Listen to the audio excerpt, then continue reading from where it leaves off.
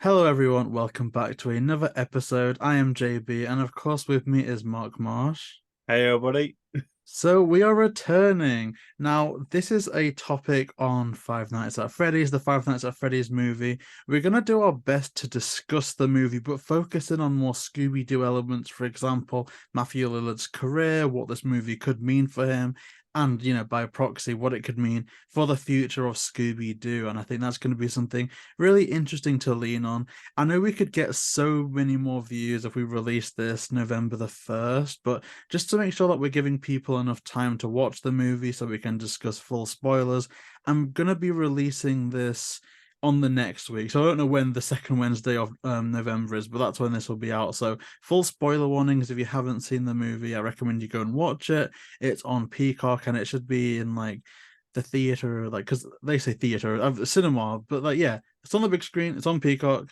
So, Mark, I guess we'll kick off with you. Overall, what did you think of the Five Nights at Freddy's movie? Oh, So actually, I guess before that, what is your history with the franchise? Like, did you play the games? yes. Like, So I never really played the games.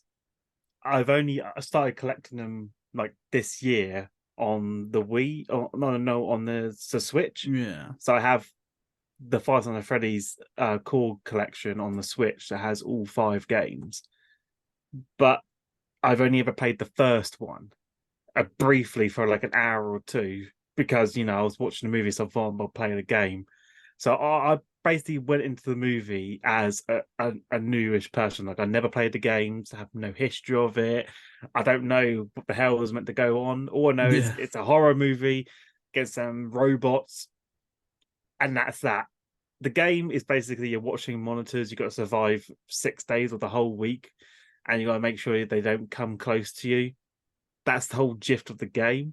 So I went in thinking, okay, obviously they can't do that for a movie; it would just suck. So I went in with a completely blank perspective. I know a lot of people, because when I went to go see it, it was fully packed. A lot of them were fans of the game because they had all the merchandise on and everything. And there's me with just my plain blue t-shirt. Like, yeah, I'm definitely in the wrong I'm place. a bit curious. When you say packed, are you talking like, were you shoulder to shoulder with like people you didn't know, or was it just like more people than you'd expect from a more usual more show? people. It wasn't completely fully packed, but it was Yeah. almost there. Like there was a lot of people. I was like, because we saw it not on the release day, we saw it like 2 days later because of half term, and now I knew it would be busy. Yeah, because it So I waited. released in the UK on like a Wednesday, didn't it? Yeah, Kind of a which weird release when like people are working, but I guess it so was I for a waited. younger, like the PG-13. Maybe they've got time I off saw it on school. Monday, so that's when Oh, everyone. really? Yeah, so I Oh, saw it nice. after half term ended. Everyone Yeah. was back at school, work. And I actually saw it after work, and I just thought probably the best time. Had to be done at night time because there's a horror. Yeah. I feel like watching horrors you have to do at night time, but I really did enjoy it. It really kept me on my toes. I thought this is actually because it was a movie that got delayed. They delayed it twice because I think the guy who was working on it wasn't happy with the final piece. And I could see why he wanted to delay it because I feel like what the first trailer was compared to the recent ones, it's been a massive improvement. So probably well worth the wait. And like I said, there's going to be spoilers and anything, but like Matthew's character straight away, like dark vibes coming off his characters, the Yeah, way he like Stu, talks. Marker, Yeah, Scream, just like creepy, because I creepy vibe. noticed towards the end, I noticed they put a lot of reference on the Scream character in this, so you had little nods. Yeah, like what did they do? They did like that signature ghost face, like with the knife, Yeah, that with little the knife, clean he got the thing. knife and he cleaned it the same way with Ghostface. Thinking, mate, that is so nostalgic. I know a lot of people aren't going to notice that, except for the older And he generation. does say I always come back, which is definitely the William Yeah, Afton thing. But then it yeah, kind of I've seen like a TikTok thing where it connects that line as well with Stu's line from the first Scream when he's like, I'll be right back. So I like that juxtaposition a they lot just as throw well. it in there. I was like, they really thought because like I really hope if they ever do another Scream, have to bring his character back. Have to. It's just like God, just needs to. Just for seeing that, like he still has it in him. Matthew still has a lot more to give on the big screen because this is like his first big screen in like what 10 years. So long. See, I'm trying It's to so think. There long. must have been something before after He's done Monsters Netflix Unleashed. stuff. He's been on Netflix, been doing shows on there. Yeah, like he was in that But Addison Rae he's movie. either a voice Um, actor now Yeah. primarily, but secondly, he was doing Netflix stuff. But this is the first time he's been back on the big screen. Like, definitely is good comeback. A lot of people when they come back, they're doing random stuff like Adam Sandler did, and it just doesn't work. At least with Matthew, he chose a role, and like I was just with my mate at the time thinking he never plays a good guy on the big screens. Because the last time he was on there, he was on Scream, and the only other good character he's played was Shaggy. So it's like I knew straight away he was going to be a killer.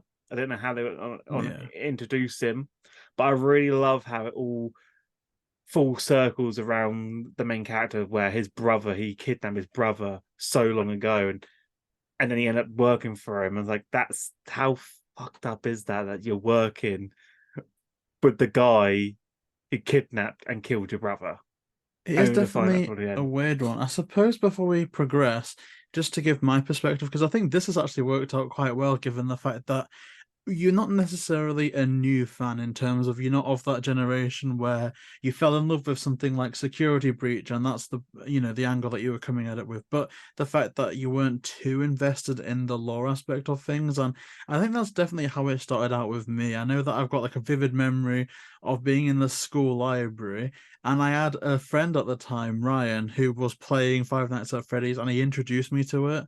Bro, I got us kicked out of the library because I screamed at a jump scare. It's only ever been the first game that's made me like proper high pitched scream, but it gets me without fail. So I was invested in that game. And then I had like an incident where I had to be hospitalized for quite a bit.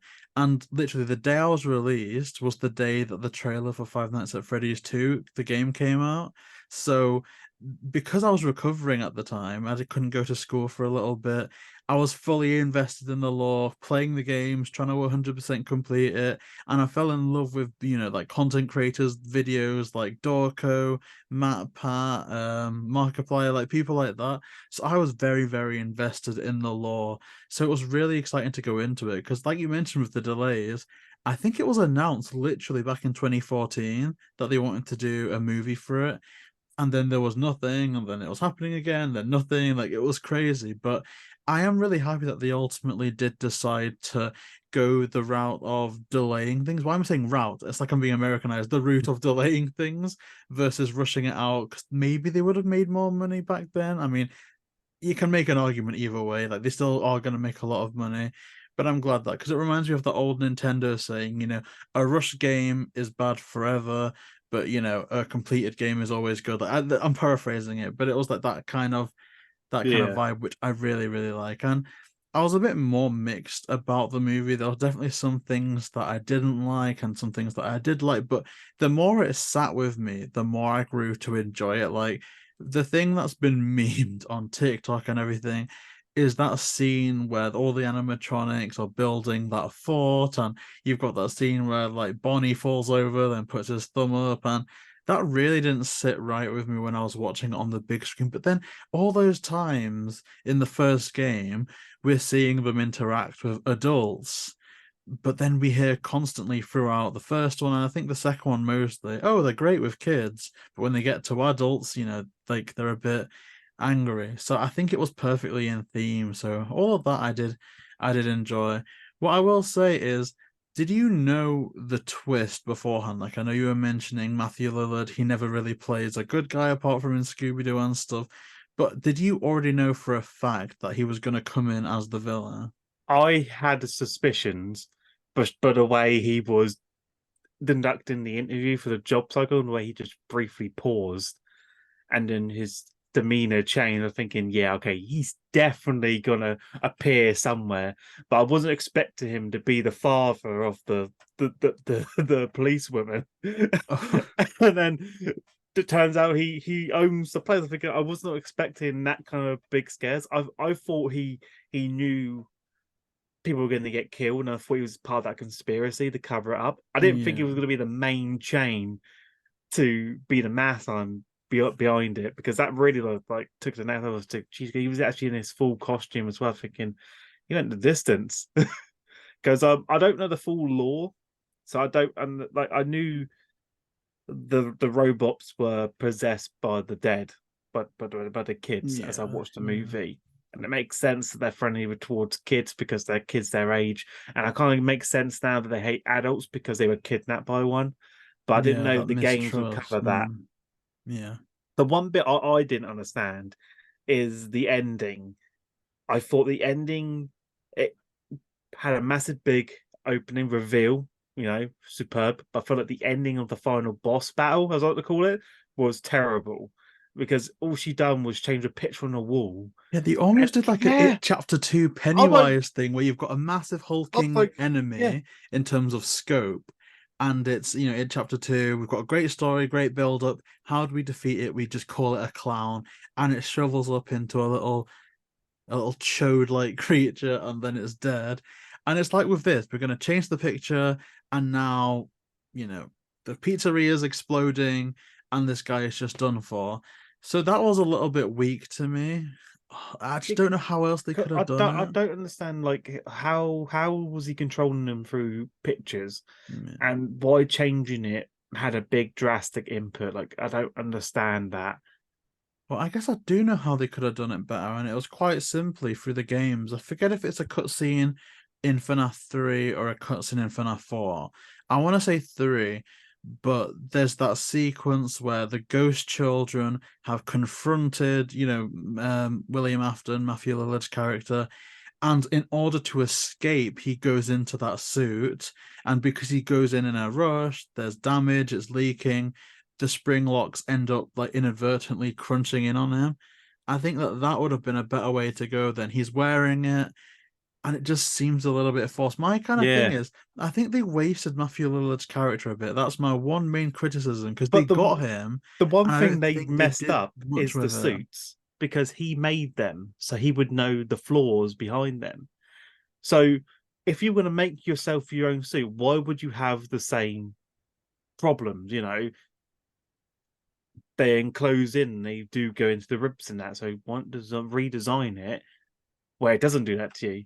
See, I agree with If I that. was a villain like that, if I was a villain like that, I'd make my suit specifically designed where it wouldn't be able to harm me. My thing is, I got the impression, and I don't know if this was false, that when the animatronics, see, it was so weird.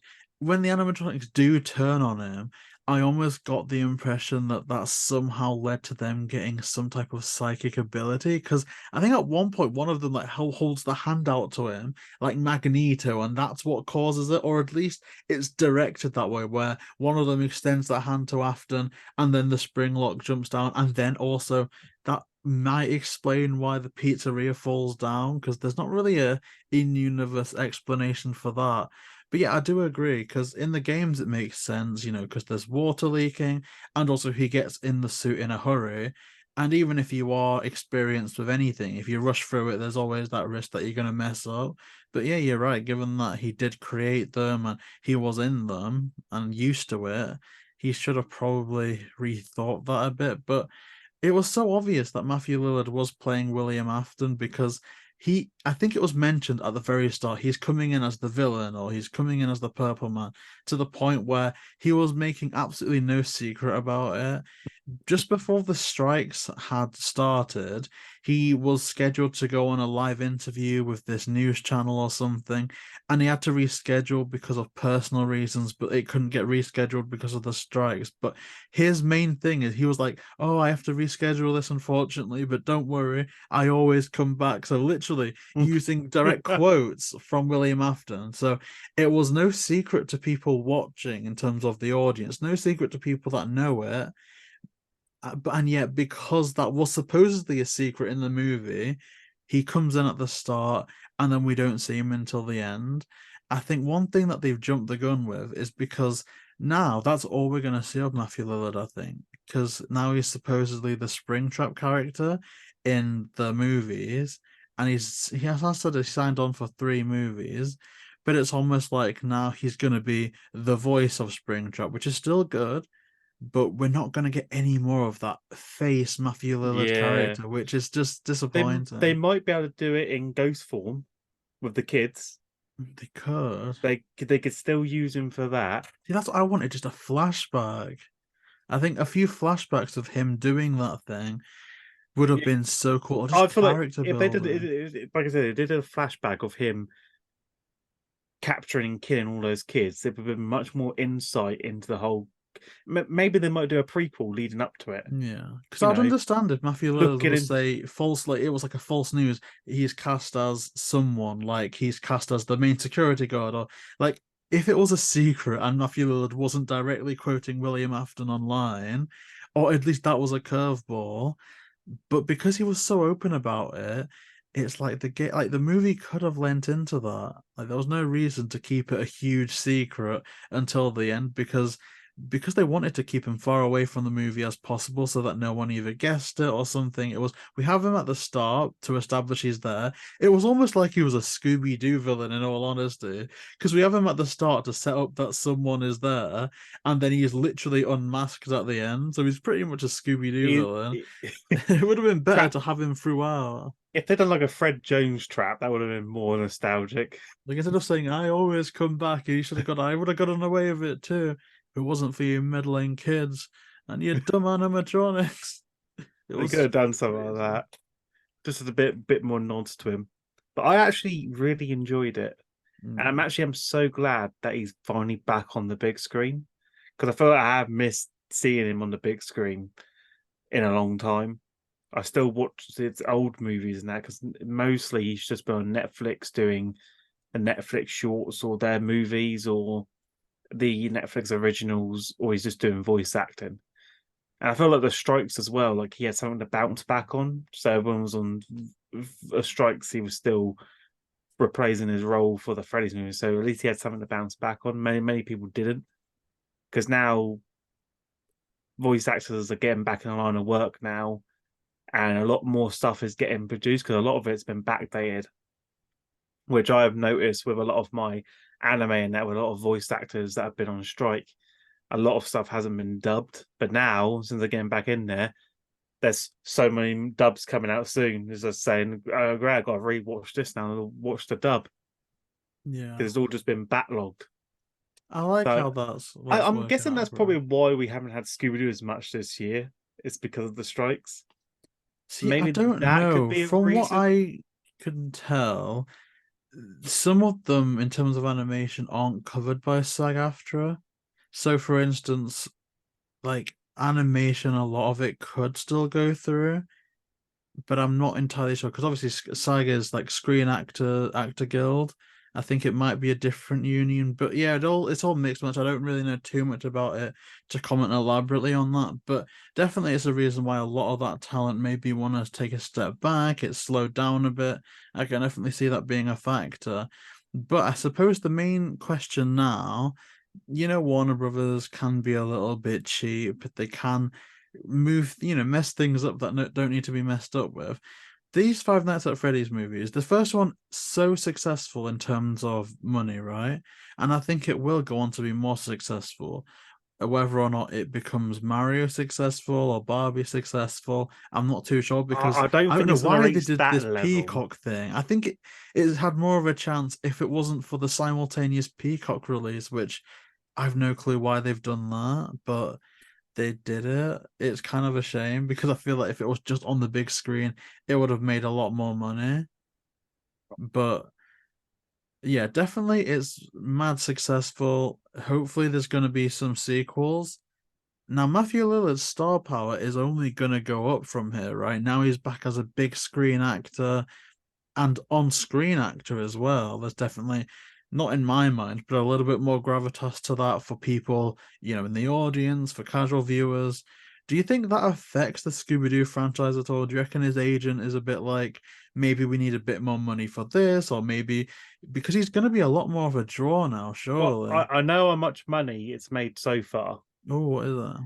132.6 million, That's as not in too. That's dollars. decent, isn't it, for a movie, right? Especially so Yeah, early because we're recording this on the 1st of November. yeah. So it's made over 130 million dollars um over the Halloween weekend since it's been released on Wednesday. So that's still pretty good. I don't know what the budget is. Let me just try and I see. think it was meant to be low budget, but I'm not too sure. Oh, I actually do. Right. It was a low budget. Which one $20 is it? million. So they've like more than Jesus quadrupled. Christ, they've already made over 100 million in profit. Yeah. 20 million. People are like thinking, oh, that's a lot of money. It's not when you're doing something this productive. It's like 20 million is very low, Yeah, especially because when you you got think actors like Matthew and all that on there, like where catering, legal, like all the stuff that you don't necessarily because they, think they get about. paid through royalties, so but they probably got royalties for when it comes out and that. So yeah, they're probably making a lot of money on the bounce back. And That's they're gonna get really a good. DVD release, I think, as well. Digital home. Oh, yeah. Because Saw X, well, budget was 13 million. No wonder it sucked. Jesus Christ. I haven't seen it. I really can't But handle stuff Exorcist like that. had I'm too more. scared. Exorcist was 30 million budget. Jesus Christ. That's crazy. But yeah, I Like, mean, all this success, do you feel like that will change the dynamic of Scooby? Do you think Warner Brothers are going to want to lowball Matthew Lillard? Matthew Lillard's management, at least, is going to want a bit more like, or in fact, do you think it will pump Warner Brothers up to go, okay, let's have a more theatrical release and have Matthew Lillard headline, in the big screen again for Scooby? yeah, because he's definitely shown he's quite capable of doing it. Even if they did, I don't know, the Scooby-Doo lot in adults, solving one last mystery. Matthew's perfect. He's at that age where he can still pull it off. He may not be as fast as Scooby-Doo, but he can still, get his way out of tough situations. I feel like doing a movie where they're all old and they're talking about the good old days and they got one last mystery to solve. I feel like that would be a good movie to do. Scooby-Doo, one last. Yeah, see, One last I'd redemption. love that, and they could have it in the Gunverse as One well. last Oh, mystery. one last dance, like they're quoting from the Monsters Unleashed song. But yeah, here's the thing. I do have confidence that obviously Matthew Lillard loves the character of Shaggy. He's going to keep playing Shaggy. It's just, I'm really worried that something's going to happen with management or talent agencies where it's, stuff just doesn't line up. Or even from a schedule perspective, these DTVs, if they're going to keep going on with them, have to be done at such a fast pace, such a specific time. It could be quite possible that Matthew Lillard is shooting something for Five Nights at Freddy's for that time period. Like, I don't know. Like, I don't want to like be doom and gloom and start conspiracizing, but a part of me does feel like it could potentially change things a bit. I mean, what do you think about all that? It, it might change the dynamic. I'm really hoping it's not, because I really hope they keep him as Shaggy. Because I don't really want them to get someone else. It's still No. annoying that with all these live action, like, all these like blockbuster hits, and they're like Scoob, they got someone else to voice Shaggy. And I understand why. Yeah, that wasn't necessary at all. That Because even wasn't Star necessary. Power and Yeah, nostalgia as well. Like, I know for a fact a lot of our generation, but didn't follow Scooby to the nth degree that we have, would have gone, "Oh my gosh, Matthew Lillard!" Because this is my perspective outside of the Scooby community. I thought for the longest time it was Scooby Doo, Monsters Unleashed, the Watch New Era, and then that was it, and then it was coming back with Scoob. So I think a lot of casual audiences outside of that will have thought the same thing. And so them seeing Matthew Lillard is back as Shaggy on the big screen, like obviously the pandemic happened and it didn't end up in that type of release format. But so many people would have shown up for that movie for Matthew Lillard's return as Shaggy. It's crazy that they didn't do that. just looking back at all his like films and that, I still say he still got in to be on the big screen. He does, and that's the thing though, because I do love all the voice actors, except for Kate McCucci that they've got for Scooby Doo right now. But it's like, name one of them that have been a lead role in a major blockbuster recently, and with the potential. Well, like there's two more. He signed a 3 movie deal. Like that's major star power for a DTV series, And which he's is kind of and bad to say. at least we know there's going to be two more ahead, and he's going to be in each and every one of them. I mean, he's the main man now, isn't he? He's like the Joker to the Batman. Like when I saw it, I was thinking I only want to go see it because I saw Matthew was in it. I thought, okay, if he's got him in it, then I'll definitely have to see it because I haven't seen it on a big screen in a long time, and there ain't no way I'm going to miss my opportunity to watch this. That's a good because I legit, was like, even if I wasn't a FNAF person, Matthew Lillard alone would have like sold the ticket to me like instantly there. you had me sold at Matthew. Okay, stop trying to sell me it anymore. And even Josh Take my Hutcherson, it's been money. so long since I've seen him on the big screen as well. Like obviously he had the Hunger Games, but I'm used to seeing him in stuff like nostalgic stuff like Firehouse Dog, Bridge to Terabithia. There's so many nostalgic things. They even did what the mystery to like the mysterious island, like so much stuff. I thought what I want them to do is do like a Five Nights at Freddy's movie where it's focused just solely on the killer's perspective. That'd be a bit Instead of brutal, but looking I'd be at there for it. survivor experience, why not see it through the eyes of the killer? What's going on through their minds? What are they doing leading up to that No, because I moment? would love that God, I so would. much. Like, imagine the Joker movie, but like a Matthew Lillard, William Afton. Like, all you have to call it is Afton. Have the poster be Matthew Lillard stood there looking a bit creepy with a purple hued light on the background.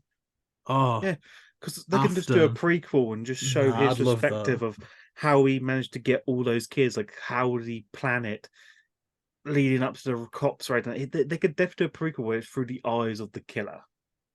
They could definitely do that because I'll pay money to see it. It Even if they probably, do make it a yeah, Joker ripoff, I'll pay just to see I'll Matthew Lillard pay doing just a to mad see dance down the Matthew. stairs. I love that. Oh, and actually, here's what surprised me a lot. All I've seen from the Five Nights at Freddy's movie is people simping over Vanessa. Like that's all I've seen on TikTok. Just so Really? many Vanessa simping things. And it's like I was kind of immune to that because I know her, what Elizabeth Leo primarily as Beck from the U series. But that's it. Like I'm not People are actually simping over her. literally 80% of it has been simping things, and 20%, which is the stuff I want to see, is like Matthew Lillard edits, theories. The majority's just been, oh, I'd let her arrest me anytime. Like it's just been like, what the hell's going on? Like, come What on, the boys, let's fuck? keep it respectful. Now, mine is I wouldn't mind being killed by Matthew. Yeah, like, come on, like, you can stab me any day. Go on. Fine. You got me. Yeah. Oh, it's crazy. Stuff my spring suit. No, it's mad actually. That's crazy. That's a mad thing to say. But yeah, ultimately, I do think the future is bright. Whatever Warner Brothers needs to do to secure Matthew I will Lillard say this staying, they though. need to do. I did enjoy the aunt getting whacked. That was such a weird mood. Just see her like she's there. I was Oh, she's okay. literally, She's I was like, fine. I hope this bitch dies. I hope something because like she is one of those. Oh, you know, she's not a nice person, but she tries to put in that image that she's a nice person. Like, mate, that Yeah, kid's like the better fake. off with her brother than with you. Okay, you are toxic. Okay, and I was like, I really hope something happens that you don't get custody of that girl. Like, you don't deserve it. Okay, We you need deserve. Hutchison to get Yeah, and custody. then literally as soon as I saw Freddy House thinking, yes, finally, for once, oh, hail you as a hero. And then they make out, oh no, she's sleeping. Nah, she ain't sleeping. Yeah. She's dead. Yeah, lights out, man. she, Lights out, brother. I was like, yes, finally. But then at the same time, I was thinking, how are they going to cover this up? Because, they had to hide all the bodies from that place, tamper of evidence, make it all go away. How the hell do you do that with her when she died in the house? It's like, Yeah, they're gonna have to do something in the sequel where it I, starts. I mean, that's how okay, I'm calling it now. The sequel is gonna start off the same way that Insidious 2 started off. We're gonna have Josh Hutcherson in a police interrogation room, and it's gonna be, oh, so how did this happen? Like, what do you have any suspicions? Like, that's how it's gonna start. I don't know how they're gonna wiggle him out of it, but he will wiggle out of it. But that's how the second movie is gonna start. Right here, right now. Even if we've retired by then. I personally bet you 20 quid that that's how it starts out. So we will see if that will age well or if that will age badly. Hopefully, like Matthew Lillard, it ages very, very well. yeah, But who knows? because all I have in mind is sort of him. Please don't show the aunt still alive. Do not. I don't want to see a scene where she's just casually getting out of hospital. Like, nah. Post-credit scene, just her like. I waited to the post-credit figure. Now, man, they better not show her. She was the second villain in that film. She just comes up like, I'm here to talk to you about the FNAF initiative in the post-credit scene. But yeah, ultimately all good stuff for the future of FNAF and the future of Scooby-Doo. Again, great to see Matthew Lillard back on the big screen. Hopefully more. So, you know what? Let's end this a bit classically. Mark, would you smash or pass the Five Nights at Freddy's movie? Smash. Smash. It's a smash from me. So yeah, that was a bit of a tangent topic, but I quite like it and very topical as well. And this, you can treat this as our spoiler version. Like, comment down below spoilers. We'll discuss them. We'll talk about them. So yeah, thanks so much for watching. We'll see you next time. Take care.